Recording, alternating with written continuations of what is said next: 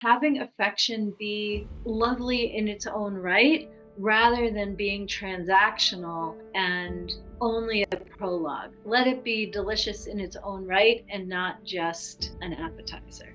There are a few different reasons why affection falls away in a marriage. One is just putting attention on other things in life and having your interactions be more logistical, more practical, just about getting stuff done rather than just marinating and enjoying and savoring your interactions with one another. And so bringing attention back to your marriage in a rich way most likely lead to affection if you were more affectionate before. But the other reason that affection often evaporates or becomes minimal is is your relationship lacking the affection it once had? Do you wish that there was more gentle tenderness and just simple affection in daily life in order to add more connection and comfort between the two of you? If that's your situation, I'm going to discuss four things you can do to really revive the affection and connection. And before I dive in, I want to just speak to the couple that has never actually had affection before. So you're not even reviving it or reigniting it. You're looking for how to build it in the first place. And for now, just listen to everything that I say to the couple who's reigniting affection. And then I have some particular guidelines for you at the end of the episode. So, the four things that I want to discuss with you are starting first and calibrating well with your affection, having a conversation about what you want, really distinguishing that affection does not necessarily lead to sex. It allows so much more affection into your relationship. And then the fourth thing I'm going to share is a fun, special exercise that you can do that I'll describe once I set the context for teaching you the first three things. So, the first thing is that if you want affection, if you wish the two of you were touching again, if you're a woman and previously your husband used to look at you and then rub your shoulder, take your hand, embrace you from behind, and you're just wishing he would do that again. Or you're a man whose woman used to come up and kiss you when you came home from work and hug you when she was excited and just take your hand in simple moments watching TV. If you're in either one of those situations and you just wish he or she would reach out and touch you again, would let you know how important you are with simple physical affection and unspoken, yummy, gentle connection. If that's what you want, my first tip is to tell you to go first. Don't just wait for your partner to do this. If this hasn't been happening for 2, 3, 10, 15 years, and you wish it were the way it was when you first got together, you're going to just keep waiting another few years or decades unless you go first. You revive the affection. You reach out and take her hand or his hand.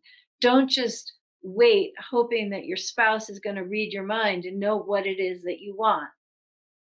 However, when you do go first, when you take the initiative, when you take responsibility to make this happen in your relationship, I want to strongly encourage you to pay attention to calibration.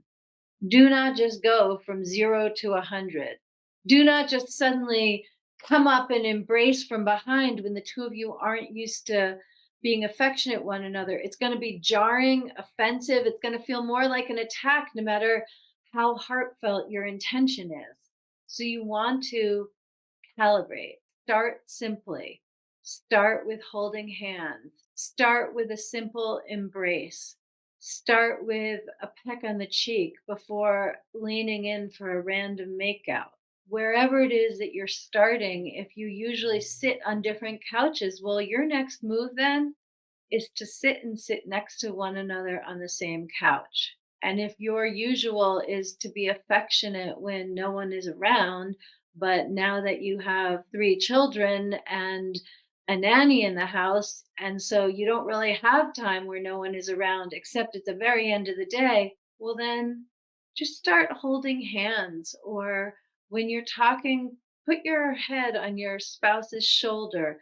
Just start gently for being affectionate in everyday circumstances in front of other people. So, no matter what you ultimately want with one another, start small, calibrate, and build it up so that it feels lovely for your partner and doesn't feel jarring because it's too much of a surprise when you start. All right, the second tip is to have a conversation, because even if you both want affection, if you're not discussing it, you're not going to know. And one of the most important things in marriage is to actually articulate what is real for you, what you want, what you're up for, the way in which you care for your spouse. And so often, when we've been with our partner for a long time, things just become kind of set. It's like we have a dynamic, we have a culture in our marriage which does not include affection. So if you are going to create culture change, it is really important to actually use your words and get on the same page. And that way, when you do something and it's awkward, the two of you can just laugh about it because you know what the goal is. But if you've never actually had a conversation about it, it just adds complication and you retreat to your own corners for that much longer. So the question really is not whether or not you have a conversation about this, it's how to get it started. And you may have heard from other episodes that I've done that whenever you're going to make a change, there's an area of your marriage that you want to improve on. I highly recommend that you start by expressing your appreciation and gratitude and gladness for what is going well in your relationship. So, maybe you have great sex, but not so much affection.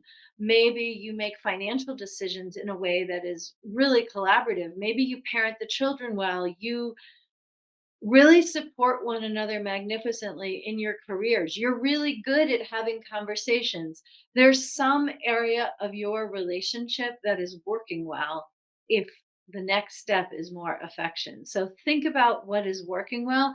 And if you're feeling frustrated by what isn't working, you may not have your attention on what does go well in your marriage. So give yourself some time to pivot and feel gratitude and gladness for what is working and go ahead and name those things.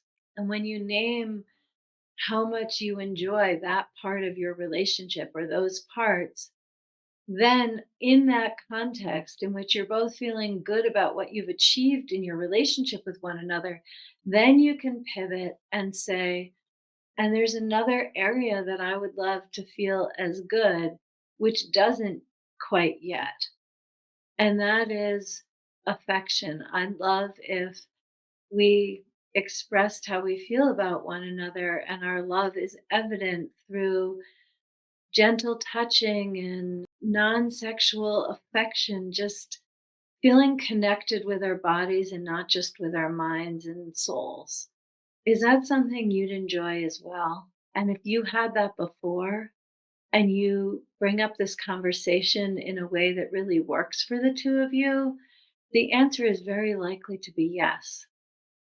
And you don't even necessarily need to get hyper analytical and make a strategic game plan. You just need to know that both of you are into it. And if you want to discuss how you're going to do that, great, but it's not necessary. The main thing is to know that you both are a yes to having more affection, having your love expressed through how you touch one another in simple, friendly ways. And probably you have a relationship with your young children, if you have young children, that has the kind of affection that can inspire you in how you go ahead and bring more of those simple touches into your own relationship. The third tip in bringing more affection into your marriage is something that I alluded to earlier, but I really want to emphasize it. There are a few different reasons why affection falls away in a marriage. One is just putting attention on other things in life and having your interactions be more logistical, more practical, just about getting stuff done rather than just marinating and enjoying and savoring your interactions with one another. And so bringing attention back to your marriage in a rich way already will most likely lead to affection if you were more affectionate before. But the other reason that affection often kind of evaporates or becomes minimal is when you have a kind of unwritten understanding, or one of you has an unwritten rule that when there's affection and it's reciprocated, then there's going to be sex. And if you are wanting more affection in your marriage, you have to completely make a separation there. You want to be able to embrace one another when you see one another at the end of the day. You want to be able to put your arm around one another, hold hands, put your head on his shoulder, put your head in her lap. You want to be able to just gently move your hand down her back while she's cooking, or down his back while he's cooking. Just be a little flirtatious, a little tender, a little expressive with your bodies without it equating necessarily to being a form of foreplay and meaning sex is going to happen, because you want to be able to have affection more than might make sense for both of you to be having sex. And so if I see my husband in the morning, I want to be able to be affectionate, give him a kiss and an embrace. And it doesn't mean I'm prepared to take the clothes I just put on off again and get into bed. And it doesn't mean I promise it later that night either. I might be glad to, I might not. The point is that it's a different channel. And one of the easiest ways to revive a sense of connection in your marriage is to dial up the non sexual physical touch. Now, it is true that when you have more non sexual physical touch, you're likely to end up having more sex. But any particular time, don't count on it. Don't make your affection conditional on getting sex. What I'm really talking about is having affection be lovely in its own right rather than being transactional and only a prologue. Let it be delicious in its own right and not just an appetizer. So, the three things that I've shared about reviving affection are: go ahead and start first, and don't go 0 to 100. Calibrate it, bring it in gently, not cautiously per se, but just in smaller bite-sized pieces until the two of you are synced up. Second thing is go ahead and have a conversation, because if you've been in a rut without having affection for a long time, it's just going to feel sudden, even if you both want it. So have an open dialogue where you can both get on the same page about the next phase of more affection in your relationship and answer any questions, address what needs attention. And then the third thing is to really disconnect any assumptions or transactional attitudes that connect affection with sex. You are likely to have more sex, but it can't feel like the only reason you're being affectionate is because you want sex, and it can't feel like being responsive to affection means you're necessarily responsive to sex. So, with that being said, I want to talk about the fourth, not really a tip, it's an adventure, it's an exercise, it's an exploration. Because one of the things that happens in a marriage where there has not been that much affection, and let me just say, even if you are quite affectionate, I think this is a very worthwhile thing to do with one another. You set aside some time when you'll have privacy, just the two of you, and not in a public space. This would be a great at home date night activity. And the reality is that typically, in a couple, one person likes being touched one way and another person likes being touched another way. So, the activity that I invite you to partake in is you go ahead and touch your partner the way you want to be touched. So, if you like a more firm touch, if you like a more like full on embrace, if you like a little bit of teasing your hair gently and twirling it, and then a much lighter touch that is more fluid and exploratory. Maybe you like it faster, maybe you like it slower, but go ahead and do the touch with the specific goal of showing your partner how you want to be touched. So if you're on the receiving end of this, you don't have to really enjoy it.